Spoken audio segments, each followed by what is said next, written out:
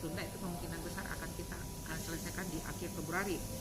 Nah, untuk tahapan selanjutnya memang ini harus effort yang kuat lagi dibanding dengan tahapan pertama. Karena kita berharap tahap kedua ini karena menyasar banyak sasaran, kelompok sasaran lebih luas lagi ya. Jadi harapan kita memang ada strategi-strategi yang harus kita munculkan dengan baik. Nah, itu juga harus dikerjasamakan dengan kabupaten kota ya. Jadi kita sepakat untuk ke depan nanti ada pekan vaksinasi ya yang serentak yang akan dilakukan dari kabupaten kota. Kita coba identifikasi sasaran mana yang jelas-jelas bisa kita lakukan dengan cakupan yang lebih besar untuk di pekan vaksinasi tersebut. Contoh misalnya TNI, Polri ya, itu jelas sekali itu bisa membantu kita untuk capaian sasaran vaksinasi. Kemudian untuk kelompok lain misalnya ASN ya, itu kan bisa kita aturkan dengan baik di pekan vaksinasi itu. Dan juga termasuk pedagang pasar sih dan semua kelompok-kelompok lain yang memang kita sesuaikan dengan SDM kita ya untuk melakukan vaksinasi tersebut. Jadi nanti kita aturlah supaya kemudian semua sasaran vaksinasi cakupan kita bagus dan itu menjadi tujuan kita. Pekan vaksinasi yang dimaksud ini akan serentak dilakukan di seluruh kabupaten kota begitu? Iya, seperti itu yang akan kita lakukan. Jadi kalau kemungkinan besar kita kick off-nya pencanangannya mungkin di awal Maret ya, kalau vaksinnya sudah jelas sudah ada.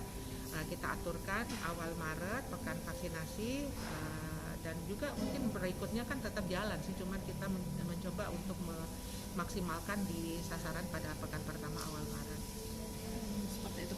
Saya rasa semua ya sampai di unit terkecil yaitu di pelayanan puskesmas di wilayah yang punya kewenangan tanggung jawab wilayah ya untuk urusan kesehatan, kita udah punya tim TGC ya satu, yang kedua PE ya untuk penyelidikan epidemiologi itu sudah bagian dari rutinitas yang dilakukan oleh teman-teman di lapangan ya. Jadi kalau kita bicara surveillance, kalau surveillance sama dengan intel kesehatan ya, itu sudah lama ya, dan memang tugasnya adalah memantau, mengawal, kemudian melakukan menghentikan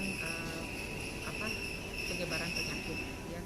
Nah itu, jadi itu tugas itu sudah bagian dari keseharian dari masing-masing petugas yang ada di bawah. Dan itu tidak berhenti. Tidak berhenti, apalagi di pandemi ini kerja keras, kerja cerdas seperti itu tetap dilakukan dan tracing ya, termasuk kita lakukan kontak erat ya, kita lacak, kemudian kita lakukan swab misalnya kalau memang ternyata indikasi itu swab itu ada ya kita swab, kemudian dikarantina ya, atau bisa isolasi mandiri gitu. Itu tahapan-tahapan yang memang sudah dilakukan selama ini.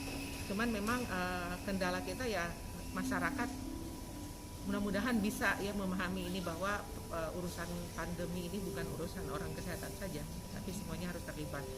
Karena kesadaran masyarakat untuk menegakkan protokol kesehatan yang benar-benar ya, menjauhi kerumunan, pakai masker, itu bukan cuma sekedar pembicaraan saja, tetapi benar-benar dilakukan. Strategi itu kan secara nasional ya, diminta pusat untuk kita lakukan menyesuaikan dari kondisi yang ada di daerah. Jadi vaksinasi bergerak mobile ya, kita bisa pasang pelayanan vaksinasi itu di tempat atau titik tertentu, apakah di mall atau di titik keramaian yang walaupun tidak ramai sekarang ya, tetapi paling tidak kita mendekatkan akses pelayanan vaksinasi ke sasaran yang tadi. Nah kemudian ada juga kita bisa buat dengan vaksinasi massal ya. Vaksinasi massal ini contoh misalnya bisa di satu tempat yang memang kelompok tempat itu ada, contoh itu bisa kita lakukan juga di contoh misalnya di ASN ya, kita kumpulkan di kantor gubernur ya, tapi kumpulnya itu kita berikan vaksinasi secara bertahap ya, artinya digilir ya, waktunya sekian, orangnya sekian, karena protokol kesehatan tetap harus ditegakkan ya. Nah kemudian kalau misalnya kelompok pedagang pasar, nah itu kita bagaimana mendekatkan pelayanan itu dengan empat cara yang tadi ya, vaksinasi massal, kemudian vaksinasi bergerak ya, kemudian di Vaskes juga dilayani ya, Vaskes, mungkin juga kalau lansia ya nanti dibuat bagaimana supaya lansia itu bisa kita akses sesuai. Tapi kalau untuk lansia biasanya kan tergantung wilayah. Di wilayah masing-masing kan berbeda-beda ya. Jadi kita kemungkinan besar masuknya di Vaskes untuk lansia. Nanti kita lihat lagi ya. Jadi ada jadi pertanyaan ini yang di pedagang pasar itu kan biasanya kalau ASN kemungkinan ada data lebih terarah, tapi kalau misalnya pedagang pasar bagaimana dok? Ya. Mungkin sedikit. Tidak ada masalah ya, karena intinya kan kita berharap lebih banyak yang melakukan vaksinasi ya, masyarakat, kelompok masyarakat.